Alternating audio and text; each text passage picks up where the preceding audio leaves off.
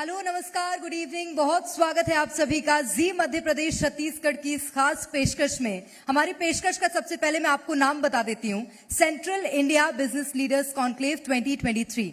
इस खास कार्यक्रम में हम ऐसे उद्योगपतियों से बात करेंगे जिन्होंने शून्य से शिखर तक का सफर तय किया, और वो सफर कैसे तय किया, कौन उनके प्रेरणा स्रोत थे, तमाम बातें जानेंगे। लेकिन उससे पहले आज के हमारे खास मेहमान को मैं मंच पर आमंत्रित करना चाहूंगी। सबसे पहले शर्मन जोशी जी को मैं मंच पर आमंत्रित करना चाहूंगी। फिल्म जगत का एक जाना माना नाम, जिसको शायद किसी पहचान की भी जरूरत नहीं है, उनको मैं मंच पर आमंत्रित करूंगी। इसी के साथ मैं जी मध्य प्रदेश छत्तीसगढ़ के एडिटर मोहित सिन्हा जी को भी मंच पर आमंत्रित करूंगी। सर प्लीज आप आइए और हमारे आज के खास मेहमान का स्वागत कीजिए।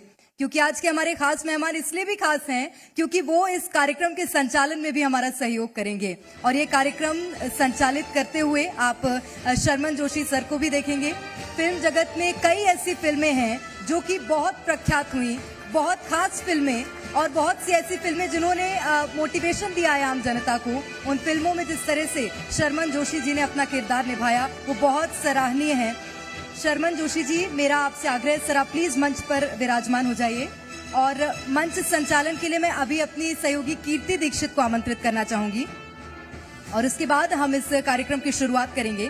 तो आज के हमारे खास मेहमान जो कि हमारे साथ मंच संचालन भी करेंगे, लेकिन उनके जीवन में क्या कुछ है, उन्होंने किस तरह से अपना ये पूरा सफर तय किया, और उनके जिंदगी की दिलचस्प बातें जानेंगे। कीर्ति, ओवर टू यू। बिल्कुल प्रेरणा, मैं चाहूंगी आप भी मेरे साथ मंच पर आएं ताकि हम बातचीत का सिलसिला आगे बढ़ा सके। लेकिन सबसे पहले एक ही सवाल है, ऑल इज वेल?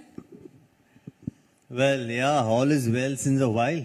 2009 में पिक्चर रिलीज हुई थी। आज भी लोग उसके बारे में बात करते हैं जैसे कल ही रिलीज हुई हो।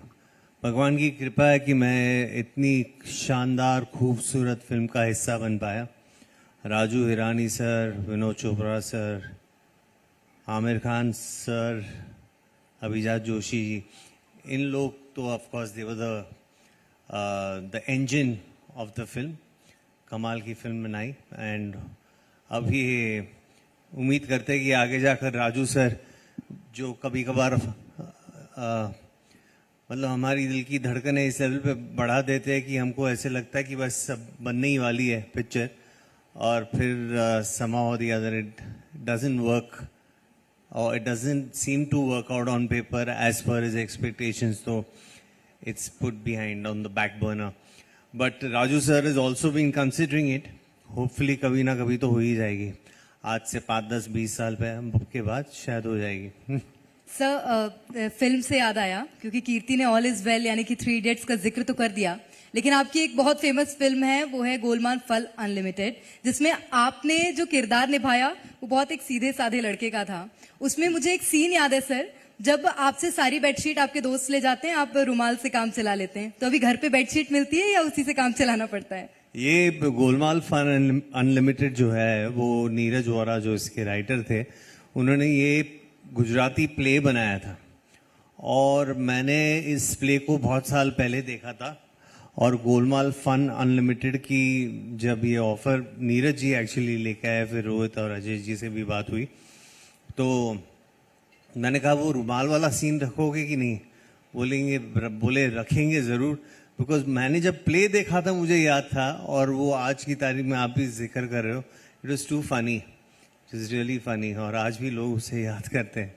बिल्कुल, जिस तरह से प्रेरणा ने जिक्र किया है, चाहे वो गोलमाल हो या फिर 3 इडियट्स हो, आपका जो हमेशा से कैरेक्टर रहा है बहुत सीधे लड़के का रहा है। तो क्या रियलिटी में आप एकदम सीधे से वैसे ही हैं, मासूम से है, या फिर कोई और पर्सनालिटी है? एकदम जलेबी जैसा सीधा हूं मैं। और आपसे तो मुलाकात हुई थोड़ी देर पहले, आपको क्या लगता है? सर ऐसे ही लगता है, लेकिन एक्टर है, कुछ भी कर सकते हैं। हमें लगा कि आप रिलेट करते होंगे अपने कैरेक्टर से, ऐसे वाले, क्योंकि बहुत सी फिल्म ऐसी हैं जिसमें आपने बहुत एक अच्छे स्टूडेंट का, चाहे गोलमाल की मैं बात कर लूं या 3 इडियट्स में भी। फिर एक पिक्चर है स्टाइल, जिसका भी मैं हिस्सा था, उसमें इतना अच्छा बंदा नहीं था, वो बड़ा शैतान था। और गोलमाल में जब फिल्म की शूटिंग शुरू हुई फन अनलिमिटेड की, तब एक असिस्टेंट डायरेक्टर थी, एक लड़की, नाम भूल रहा हूँ फिलहाल, I am sorry dear, but बहुत समय हो चुका है। She came to me after 3-4 days of shooting, 4 दिन की शूटिंग के बाद आती है और बोलती है कि मैं आपसे बात करना चाहती हूँ। ऐसे प्लीज बात करो, मैं तो रोज रहता ही हूँ सेट पे, तो क्यों बात नहीं कर रहे हो? तो बोले नहीं, मुझे है ना आपसे डर लगता था, बिकॉज मैंने आपको स्टाइल में देखा था और अब जिस किस्म के कैरेक्टर को निभा रहे थे स्टाइल में, मुझे लगा अगर आप रियल लाइफ में भी ऐसे ही कुछ होंगे तो मैं आपसे दूर ही रहूँ, बेहतर रहेगा। तो ऐसे ठीक है, आपने ठीक से जांचा मापा, अब आपको ठीक लग रहा है? तो बोले हाँ, अब कॉन्फिडेंट लग रहा है कि कुछ प्रॉब्लम नहीं होगी, ऐसा उसको लग रहा था। ठीक है, आपने बहुत सारे किरदार निभाए हैं, बहुत सारी मूवीज में काम किया है, चाहे सीधे लड़के का जिक्र करें, जिस तरह से अभी आपने जिक्र किया उसकी बात करें। आपका one of the favourite movie कौन सी थी? One of the favourite character कौन सा था जो ऐसा होता है कि दिल में घर कर जाए? वैसा वाला कोई मूवी या वैसा वाला कोई कैरेक्टर? मेरी पिक्चरों में से कि आपकी ही मेरी पिक्चर में? पिक्चरों में से? जी, वो तो 3 इडियट्स, उसमें कोई शक नहीं है। कमाल की script, once in a few decades वाली फिल्म है। तो और प्लस मेरा कैरेक्टर, हर कोई कैरेक्टर एक्चुअली, लेकिन मेरा जो कैरेक्टर था उससे मैंने आई कांट एग्जैक्टली से कि मैंने रिलेट किया। मैंने एक बैलेंस लाइफ जी है, मतलब mom dad were fairly well to do, so I did not have any challenges financially, और जहाँ तक मेरे काम का सवाल था वो अच्छे वाला चलता ही रहा। राजू रस्तोगी की लाइफ थोड़ी अलग थी, बट मैं उस कैरेक्टर के साथ जुड़ पाया बिकॉज कहानी इतनी बेहतरीन लिखी गई थी और उसमें ज़्यादा कुछ करना ही नहीं था। जो डायलॉग्स थे वो खाली बस बोल लेने थे, क्योंकि इतनी खूबी से उसकी राइटिंग थी, इतनी खूबी से उसका डायरेक्शन हुआ था कि मैं राजू सर और मैडी तो अक्सर बोला करते थे राजू सर को कि ये आपने हमें कास्ट किया, हम आपके शुक्रगुजार है, but by the way because we used to feel that we are cheating him, we felt that आप किसी को भी ले लेते वो 2 कैरेक्टर्स में, वो पिक्चर हिट होती।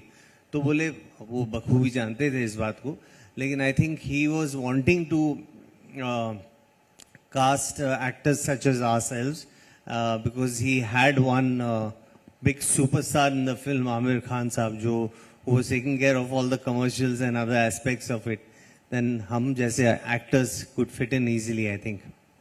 सर, आजकल सोशल मीडिया का जमाना है, बहुत सी चीजें वायरल होती हैं और 3 इडियट्स ऐसी मूवी है आपकी जिसके कई मीम्स बनते हैं, बहुत सारी अलग अलग चीजों में आपकी फोटोज या कई सीन्स के वीडियोस लगा दिए जाते हैं। ये आप तक भी पहुंचते हैं, हम तक ही बस पहुंच पाते हैं?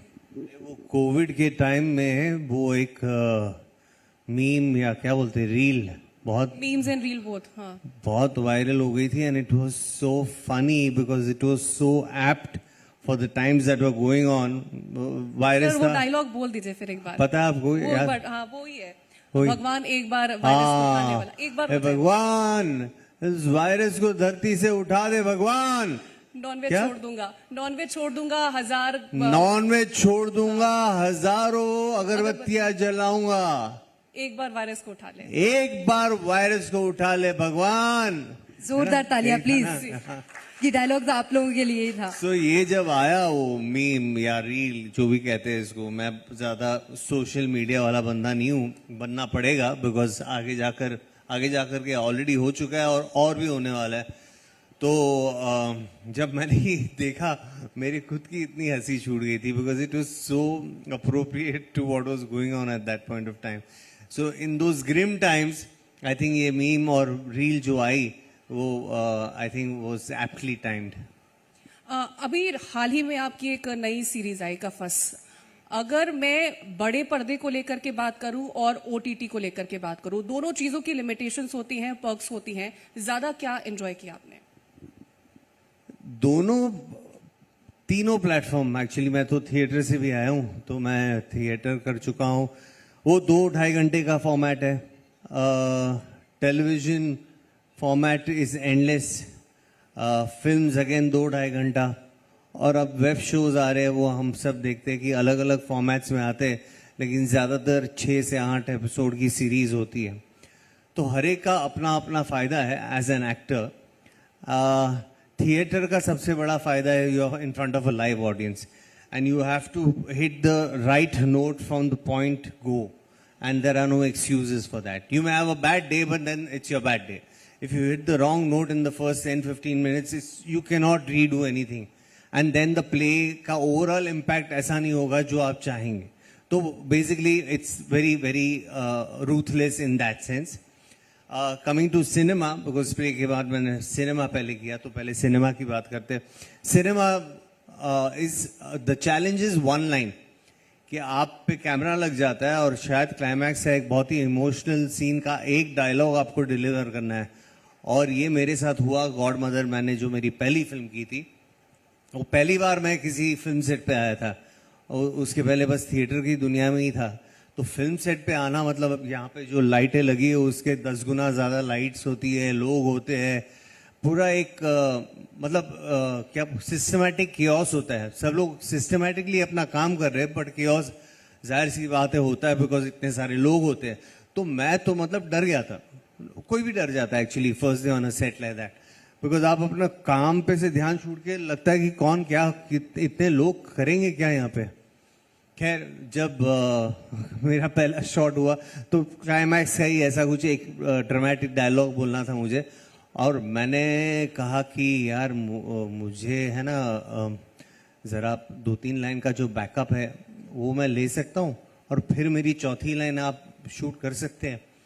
तो बोले तुम अच्छा सारे थिएटर कर चुके हैं, बिकॉज शबाना जी थे, राजन कोठारी, FTI के सारे मंजे हुए खिलाड़ी, वो मेरी प्रॉब्लम तुरंत समझ गए और तुरंत they said relax don't worry. और वो मैगजीन का ज़माना था, ऐसा नहीं था डिजिटल है तो शूट करते जाओ. तो उस वक्त तो सबके टेंशन, हार्ट अटैक आ जाता था अगर 2-3 से ज़्यादा टेक हुए तो खैर they were very kind enough. 2-3 lines मुझे बोलने दिए. जैसे मेरी चौथी लाइन आई उसके पहले ही they roll the camera and got the 4th line. So वो 1 लाइन का जो चैलेंज है वो सिनेमा का. और फिर रही बात OTT की सबसे खूबी ये है for an actor, I am talking only from an actor's perspective, is that because there is that much availability of time, there is that much writing that can happen on a character in terms of where he comes from to where he's going to go and in between the layers. बहुत सारी चीज़ें होती है उस character में जिसे एक actor को परफॉर्म करने के लिए इट्स एन sheer डिलाइट. तो ये टेलीविजन में मैंने अब तक इतना काम एक्चुअली काम किया ही नहीं है मैंने, but I would hope to do television also someday. जी नाइस. सर क्योंकि थिएटर की बात हो रही है तो मुझे लगता है कि जब आपने थिएटर से मूवी में स्विच किया होगा तो एक बेनिफिट आपके पास भी रहा होगा, वो है डायलॉग्स का, क्योंकि 1 से 1.5 घंटे के अमूमन प्लेज होते हैं और उसमें आपके पास भूलने का ऑप्शन ही नहीं होता है, और इम्प्रोवाइजेशन कर लो तो कर लो वरना भूल नहीं सकते. तो ये चीज तो आपके पास बेनिफिट रहा होगा, शूटिंग में आपको मजा आया होगा कि डायलॉग्स के लिए आपको कोई मशक्कत नहीं करनी पड़ी होगी. सही बात है. वैसे भी ये स्कूल से प्रैक्टिस कर रहा था, मैं रट्टे मार के ही जाता था, समझता बहुत कम था अपने मटेरियल को. इडियट्स वाली बात सच है. I was an average above average kind of a student, रट्टा ही मारता था. और उस वक्त the way of teaching and मतलब ज़्यादा जोर नहीं था इस बात पर कि आप कॉन्सेप्ट समझे कि नहीं. as long as you produce the material on paper it was good enough. हाल आजकल के बच्चे अलग ज़रा जोन से जा रहे हैं, जो अच्छी बात है. बट सो मैं चैंपियन था रट्टा मारने में. Marking up my lines was a piece of cake. और फिर थिएटर का एक्सपीरियंस, तो फिल्म के सेट्स पे सही कहा आपने, मशक्क़त तो दूर की बात है, मशक्क़त का म भी नहीं आता था. बॉलीवुड की बात करें, एज अ चाइल्ड हमने जो बॉलीवुड देखा था और जो बॉलीवुड अब हम देख रहे हैं as a youth, as a grown up, कितना ज्यादा चेंज आप देखते हैं उसमें? मैं उसे इंडियन सिनेमा, हिंदी सिनेमा कहना चाहूँगा. अभी it's high time, we have matured all of us. इसको हम लोग अपने आप को थोड़ी इज्जत देंगे तो दुनिया भी हमें इज्जत देगी. अच्छा काम हो रहा है.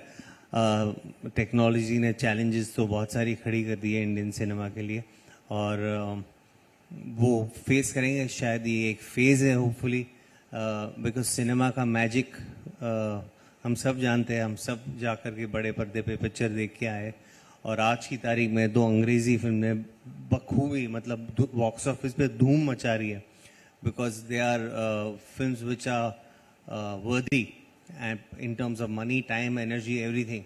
And people are going by the hordes.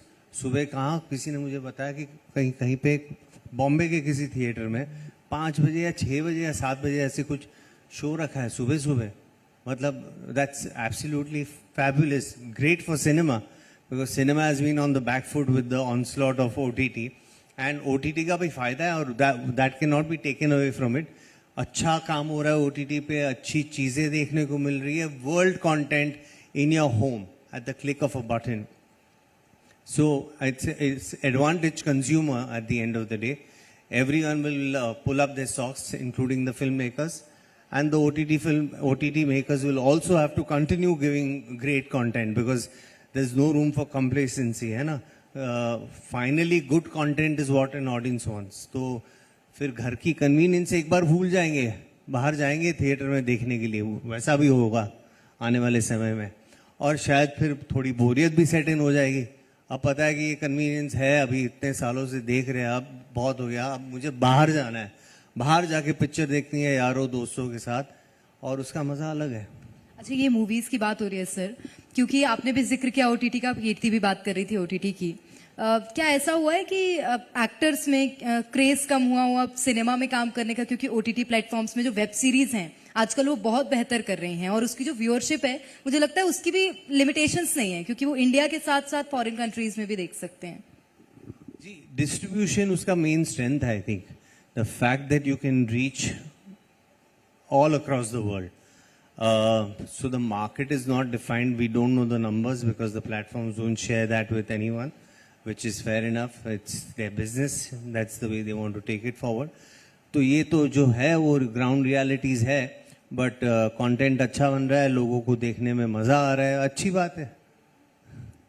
कफस को लेकर के बात करते हैं, तो उसको लेकर के क्या वो उसका पीछे का आइडिया है, क्या उस पर काम किया गया, उसको लेकर के बताएगा. और नेक्स्ट प्रोजेक्ट क्या है आपका जो देख पाएंगे लोग? कफस मतलब I am so proud of that series show.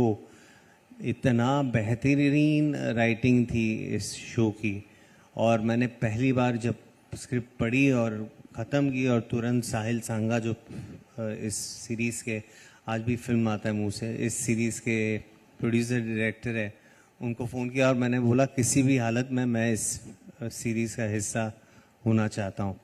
और हुआ, और लोगों को भी इतनी पसंद आई है, तो it's been a great satisfying experience.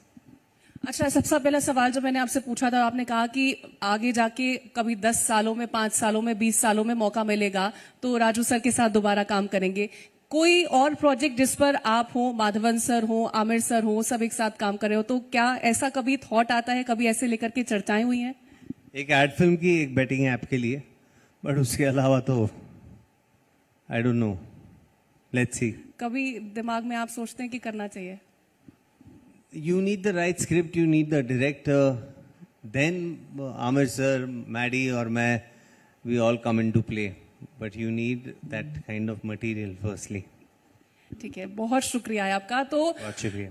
बचपन से हमने देखा है किस तरह से कलाकार जो हैं वो कलाकारी करते नजर आते हैं, लेकिन आज हमने एक कलाकार को यहाँ पर सुना है कि किस तरह से मेहनत एक फिल्म को बनाने के लिए, एक सीरीज को बनाने के लिए की जाती है.